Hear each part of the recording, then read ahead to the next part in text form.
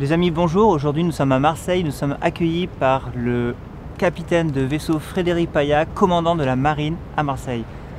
Commandant, bonjour. Bonjour. C'est un immense privilège d'être accueilli par vous ici, dans cet endroit absolument somptueux. Pourquoi vous êtes engagé dans la marine initialement? Alors, je dirais que c'est une alchimie savante entre non seulement un tropisme familial avec mon père qui était dans la marine, mais aussi des activités tournées autour du nautisme, de la plaisance et de la compétition de voile quand j'étais jeune, et une troisième passion qui était l'aéronautique. Et la marine m'a offert tout ça au moment où il a fallu que je choisisse mon orientation professionnelle. J'ai choisi donc de rentrer en école préparatoire, puis à l'école navale, et de choisir la filière aéronautique navale dans la marine nationale. Donc aujourd'hui, vous êtes commandant de la marine à Marseille, vous avez une carrière exceptionnelle. Qui est-ce qu'il a fallu devenir? Qu'est-ce qu'il a fallu apprendre pour devenir la personne que vous êtes aujourd'hui? Je crois que c'est un apprentissage de toute une carrière. D'abord, quand on rentre dans la marine, on apprend un métier très technique, un métier, je dirais, valorisant, chef du quart, puis pilote d'avion, qu'on met en œuvre, et ces métiers, on les met en œuvre dans les différentes unités de la marine, dans lesquelles on va, les flottilles d'aéronautique navale ou les bateaux. Et au fur et à mesure, on acquiert cette expérience qui, associée à du management, à des relations humaines, à des emplacements géographiques suffisamment variés en France et des missions suffisamment variées, permet d'acquérir un certain nombre de compétences qui m'ont amené aujourd'hui au poste de commandant de la marine de Marseille. Alors ce poste de commandant, vous l'avez acquis avec beaucoup de travail, une expérience accumulée. Si vous auriez la possibilité de vous passer aujourd'hui un coup de fil pour vos 20 ans, pour, on va dire, gagner un peu d'expérience, quel conseil vous donneriez-vous à vous-même en fait?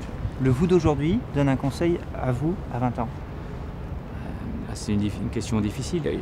Je dirais que aujourd'hui, après 32 ans de marine, si j'avais à recommencer, je referais la même chose. Donc j'aurais tendance à vous dire, de la même manière, j'aurais tendance à vous dire, j'ai pas besoin de conseils supplémentaires. En revanche, si je dois donner un conseil aux jeunes, aujourd'hui, je pense qu'il faut leur apprendre et leur parler du respect. Voilà, du respect et des valeurs humaines et des ressources humaines. Voilà. C'est ça qui me paraît assez important, le respect de l'autre, les valeurs humaines, l'esprit d'équipage, voilà, tout ce qu'on peut avoir comme valeur, qu'on a acquis comme valeur dans la marine tout au long d'une carrière. Alors la marine, où vous avez fait une carrière donc, exceptionnelle que l'on connaît, vous avez beaucoup voyagé et surtout vous êtes un amoureux de la mer. Que pensez-vous du problème des continents de plastique, qu'on appelle aussi le 7e continent, qui sont ces immenses déchets plastiques, plus de 10 millions de tonnes par an qui sont rejetés dans l'océan et qui, à cause des grands courants, des gyres en fait, qu'on appelle des gyres océaniques, se retrouvent au milieu de l'océan? Alors ce 7e continent, c'est un problème crucial pour la planète. Alors aujourd'hui, dire qu'on peut faire quelque chose pour le diminuer, le nettoyer les océans, c'est assez compliqué, je l'imagine assez mal. Je pense que la priorité, c'est de faire en sorte que ce 7e continent ne s'aggrave pas, et qu'il ne devienne pas un 8e continent, et qu'on fasse en sorte que ça ne se développe pas. Ça passe par, à mon sens, une responsabilité individuelle. Chacun doit comprendre qu'on ne rejette pas des sacs plastiques et des déchets en mer. Ça doit passer par une responsabilité collective.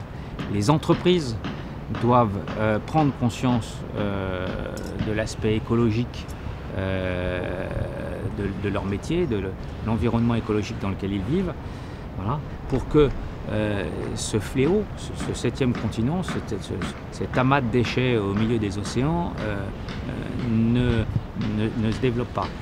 Je pense que c'est indispensable parce que on dit volontiers qu'en 2030 ou 2040, il faudra une planète et demie pour nourrir l'humanité.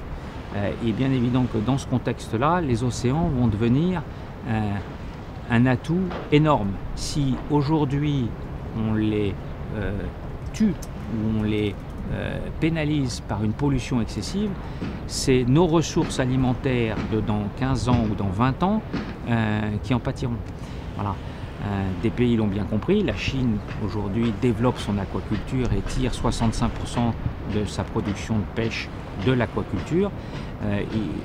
En Europe c'est moins, dans les pays occidentaux c'est moins, mais il est fort à parier que dans 20 ans ou dans 30 ans, nos ressources alimentaires proviendront de façon plus importante de la mer que de la terre.